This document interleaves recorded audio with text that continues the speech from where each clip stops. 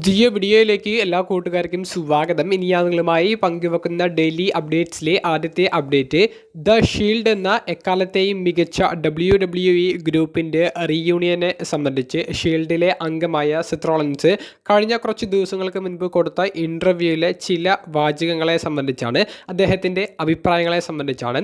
അത്ര പോസിറ്റീവായിട്ടുള്ള കാര്യങ്ങളല്ല സെത്ത് റോളൻസ് പങ്കുവെക്കുന്നത്. പക്ഷേ പ്രൊഫഷണൽ റെസ്ലിംഗിൽ നെവർ സേ നെവർ എന്നുള്ളൊരു വാചകം എപ്പോഴും നമ്മൾ ഓർത്തിരിക്കേണ്ടതാണ്.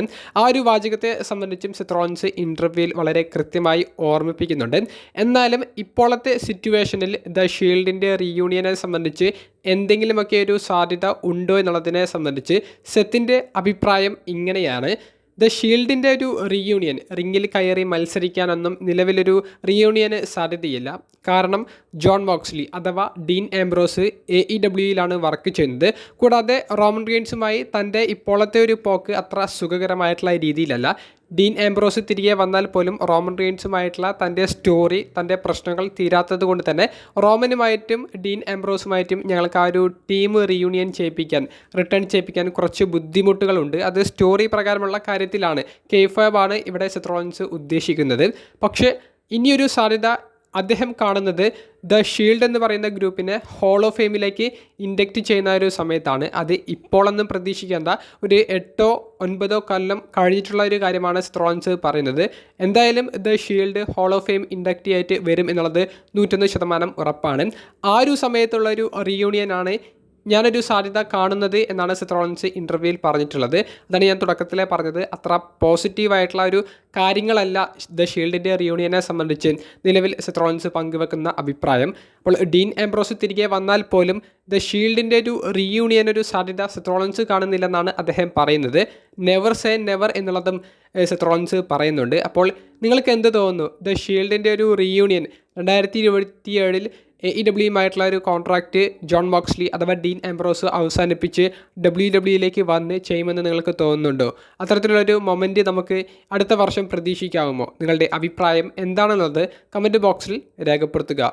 രണ്ടാമത്തെ അപ്ഡേറ്റ് ഇന്ന് നടന്ന AEWൻ്റെ ഡൈനാമിറ്റ് എന്ന വീക്ക്ലി എപ്പിസോഡിൽ നിന്ന് നമുക്ക് കാണാൻ സാധിച്ച ടൈറ്റിൽ ചേഞ്ചുകളെ സംബന്ധിച്ചാണ്. അതിൽ ഒന്നാമത്തേത് നിലവിലെ TNT ചാമ്പ്യനായിട്ടുണ്ടായിരുന്ന മുൻ WWE സൂപ്പർ സ്റ്റാറായ ടൊമാസോ ചാമ്പയെ കൈൽ ഫ്ലെച്ചർ പരാജയപ്പെടുത്തിക്കൊണ്ട് പുതിയ TNT ചാമ്പ്യനാകുന്നത് കാണാൻ സാധിച്ചു. ഗംഭീരമായിട്ടുള്ള ഒരു പ്യുവർ റെസ്ലിംഗ് മാച്ചായിരുന്നു. ഈ മത്സരം തുടക്കം തൊട്ട് ഒടുക്കം വരെ നിങ്ങൾ കാണുകയാണെങ്കിൽ നിങ്ങൾക്ക് ഒരിക്കലും മിസ്സാകില്ല എന്നാണ് എനിക്ക് ഒരു അഭിപ്രായമായി പറയാനുള്ളത്. വ്യാഴാഴ്ച ദിവസങ്ങളിലാണ് ഡൈനാമൈറ്റ് എപ്പിസോഡ് ഇന്ത്യയിൽ യൂറോ സ്പോർട്സ് ചാനലുകളിലൂടെ ടെലികാസ്റ്റ് ചെയ്യുന്നത്. രാവിലെ 6:30 മുതലാണ് ഇപ്പോൾ ടെലികാസ്റ്റ് ഉള്ളത്. അതുപോലെ തന്നെ കൊളീഷൻ എന്ന് പറയുന്ന വീക്ക്ലി എപ്പിസോഡും ശനിയാഴ്ച ലൈവ് ഉണ്ടെങ്കിൽ അവർ ടെലികാസ്റ്റ് ചെയ്യുന്നുണ്ട്. അതും രാവിലെ 6:30 മുതൽ യൂറോ സ്പോർട്സ് ചാനലിൽ തന്നെയാണ് ടെലികാസ്റ്റ് ഉള്ളത്. അപ്പോൾ AEW ഷോസ് മാക്സിമം കാണാൻ വേണ്ടി ശ്രമിക്കുക. ഗംഭീരമായിട്ടുള്ള സ്റ്റോറിയും മത്സരങ്ങളും ഇപ്പോൾ നടക്കുന്നുണ്ട്. ടൊമാസോ ചാമ്പ ഈ ഒരു TNT ചാമ്പ്യൻഷിപ്പ് വിജയിച്ചിട്ട് 11 ദിവസം മാത്രമേ ആയിട്ടുണ്ടായിരുന്നുള്ളൂ. അദ്ദേഹത്തിൻ്റെ ആദ്യ AEW മത്സരത്തിൽ തന്നെയായിരുന്നു അദ്ദേഹം TNT ചാമ്പ്യൻ ആയത്. കൈൽ ഫ്ലെച്ചർ മുൻ TNT ചാമ്പ്യൻ കൂടിയാണ്. എന്തായാലും ഒരു ഗംഭീര മത്സരം ടൊമാസോ ചാമ്പയ്ക്ക് കളിക്കാൻ സാധിച്ചു. ഇനി ടൊമാസോ ചാമ്പയുടെ ഭാവി എന്താണ് എന്നുള്ളതാണ് എല്ലാവരും ഉറ്റുനോക്കുന്നത്. കൂടാതെ ഈ ശനിയാഴ്ച നടക്കാൻ പോകുന്ന AEWൻ്റെ ഗ്രാൻഡ് സ്ലാം എന്ന് പറയുന്ന സ്പെഷ്യൽ ഷോയിൽ ഒരു ലേദർ മത്സരത്തിൽ മുൻ ചാമ്പ്യനായ ജേക്ക് ബ്രിസ്കോ എന്ന് പറയുന്ന റെസ്ലറിന് എതിരെ കൈൽ ഫ്ലെച്ചർ ഈ ഒരു ടൈറ്റിൽ ലേദർ മത്സരത്തോട് കൂടിയിട്ട് ഡിഫെൻഡ് ചെയ്യുന്ന ഒരു മത്സരം കൂടി കൺഫേം ചെയ്തിട്ടുണ്ട്. അപ്പോൾ ടൊമാസോ ചാമ്പ ഒരു റീമാച്ചിലേക്ക് പോകുന്നതിന് മുൻപ് തന്നെ മറ്റൊരു ചാമ്പ്യൻഷിപ്പ് മത്സരം കൺഫേം ചെയ്തിട്ടുണ്ട്. ഡൈനാമൈറ്റ് എപ്പിസോഡിൻ്റെ മെയിൻ ഇവൻറ്റിൽ AEW വുമൻസ് വേൾഡ് ചാമ്പ്യൻഷിപ്പ് മത്സരമാണ് കാണാൻ സാധിച്ചത്. ഇതൊരു സ്ട്രാപ്പ് മാച്ചായിരുന്നു. നിലവിലെ ചാമ്പ്യനായ ക്രിസ് ടാക്ലാൻഡറിനെ പരാജയപ്പെടുത്തിക്കൊണ്ട് ടാക്ലായ് എന്ന് പറയുന്ന റെസ്ലർ പുതിയ വുമൻസ് ചാമ്പ്യൻ ആകുന്നതും ഡൈനാമൈറ്റ് എപ്പിസോഡിൽ കാണാൻ സാധിച്ചു. മൂന്നാമത്തെ അപ്ഡേറ്റ് ഇപ്പോൾ AEWയിൽ കത്തി നിൽക്കുന്ന ഒരു വിവാദത്തെ സംബന്ധിച്ചാണ്. റെസ്ലിംഗ് ഒബ്സർവർ ഇപ്പോൾ ലേറ്റസ്റ്റായി കുറച്ച് മണിക്കൂറുകൾക്ക് മുൻപ് ഒരു റിപ്പോർട്ട് പുറത്തേക്ക് വിടുകയുണ്ടായി.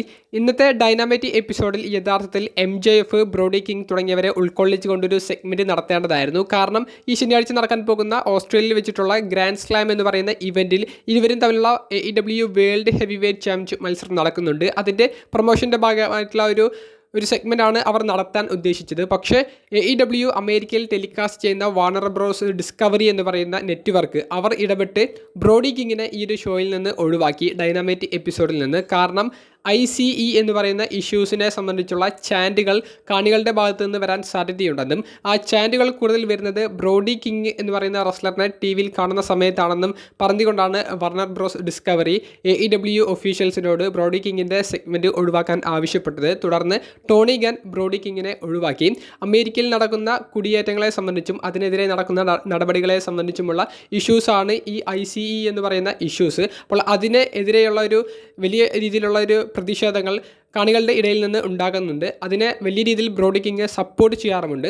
അപ്പോൾ ബ്രോഡി കിങ് TV യിലോ റിങ്ങിലോ വരുന്ന സമയത്ത് കാണികൾ ICE എന്ന് പറഞ്ഞിട്ടുള്ള ചാൻറ്റുകളും ICEന് എതിരെയുള്ള ചാൻറ്റുകളും നടത്തുമ്പോൾ അത് വാർണർ ബ്രോസ് ഡിസ്കവറിക്ക് വലിയ രീതിയിലുള്ള ഒരു ഇഷ്യൂ ഉണ്ടാക്കുന്നു. കാരണം ഡൊണാൾഡ് ട്രംപ് എന്ന് പറയുന്ന അമേരിക്കൻ പ്രസിഡന്റിന് എതിരെയുള്ള ഒരു ചാൻറ്റുകളായിട്ട് അവർ അത് കാണുകയും അത് തങ്ങളുടെ ഷോയിലുള്ളത് അത് ട്രംപിനെ നല്ല രീതിയിൽ ഇഷ്ടപ്പെടാതിരിക്കുകയും അദ്ദേഹം അതിനെതിരെ ചിലപ്പോൾ നടപടികൾ എടുത്തേക്കും എന്നുള്ളൊരു രീതിയിലുള്ള ഒരു അവരുടെ ഒരു തോന്നലാണ് ബ്രോഡി കിങ്ങിനെ ഒഴിവാക്കാനുള്ള മെയിനായിട്ടുള്ള കാരണം. എന്തായാലും AEW നിലവിൽ ബ്രോഡി കിങ്ങിനെ ഒഴിവാക്കിയത് ആരാധകർക്കിടയിൽ അത്ര സുഖകരമായിട്ട് അവർ എടുത്തിട്ടില്ല. ഇതിനെതിരെ സോഷ്യൽ മീഡിയയിൽ വലിയ രീതിയിലുള്ള പ്രതിഷേധങ്ങൾ നിലവിൽ ആരാധകരുടെ ഭാഗത്തു നിന്ന് വന്നുകൊണ്ടിരിക്കുന്നുണ്ട്.